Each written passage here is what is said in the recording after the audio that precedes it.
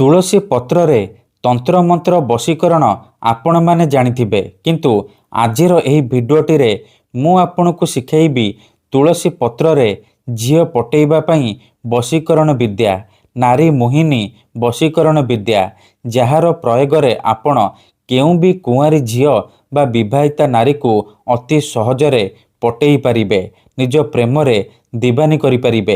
एही वशीकरण करिबा सबुठारु सहज।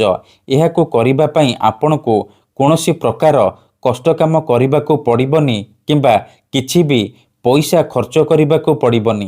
केवल तुलसी पत्र आनिबे आउ गोटिए जगारे अल्प टिके पानी आनिबे। तापरे मु आपनको किछि प्रयोग विधि शिखैबी, आपण सेई प्रयोग विधि को ठीक भाबरे करिदेबे। तापर देखिबे जेउ झियो पटु नथिला से झियो आपे आपे पटिजिब, पागली परी आपनको भल पाइबाकु लागिब। तुलसी पत्रर एही वशीकरण को पूर्वरु प्रयोग करिकी देखा जाइछि। जिए भी एही वशीकरण करिछि सफल होइछि। तेणु आपण भी गोटिए थर तुलसी पत्रर एही वशीकरण करि दियंतु।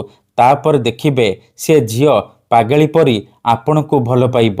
आपनको देखिबा मात्रे निजे आसी आपनको सहित कथा हेबो।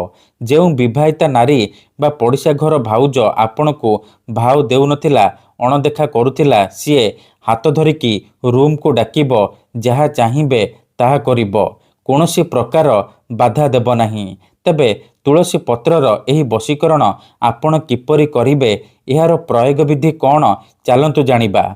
विधिटी जानिबा पूर्वरु जदि आपण आम चैनल को प्रथम थर आसीचंती, तेबे दयाकरी चैनल को सब्सक्राइब करी पाखरे थिबा बेल आइकन को मध्य दबाई दियंतु, जहा द्वारा आमे जेउ भी वीडियो अपलोड करिबु सर्वप्रथमे आपण देखि परिबे आउ तार लाभ पाई परिबे।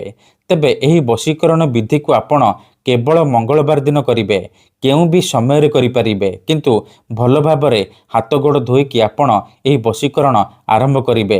प्रथमे आपण कोन करिबे, तुलसी पत्र आनिबे आउ गोटिए जगारे पानी आनिबे। तापरे कोनोसी एक जगारे चुपचाप बसी पड़िबे, जेउठारे आपनको केही देखिबेनी किंबा डाकिबेनी। तापरे गोटिए तुलसी पत्र रे कला कलमर साहाय्य रे सेई झियो बा स्त्रीर नाम लिखिबे। तापरे तुलसी पत्र को पानी जगारे पकई देबे। आउ गोटिए तुलसी पत्र रे आपण निजर नाम लिखिबे। नाम लिखि सारिबा परे से तुलसी पत्र को पानी जगारे पकई देबे।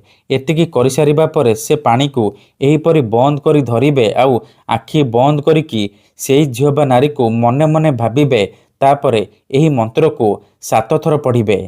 ओम नमः कामदेवाय आमुकं आकर्षण करती करती। आमुकं जगार आपण सेई झियो बा स्त्रीर नाम कहिबे, जहाको आपण पटेइबाकु चाहुचंती। मंत्र को 7 थर पढ़ी सारिबा परे ए पानी रे 3 थर फुंकी देबे। एतिकी करि सारिबा परे ए पानी को नेइकी निजर घर सामना रे ढाली देबे। ग्यारंटी देउची एही वशीकरण करिबा मात्रे से झियो बा विवाहिता नारी आपणको प्रेम रे दीवानी हेइ जिवो। धन्यवाद।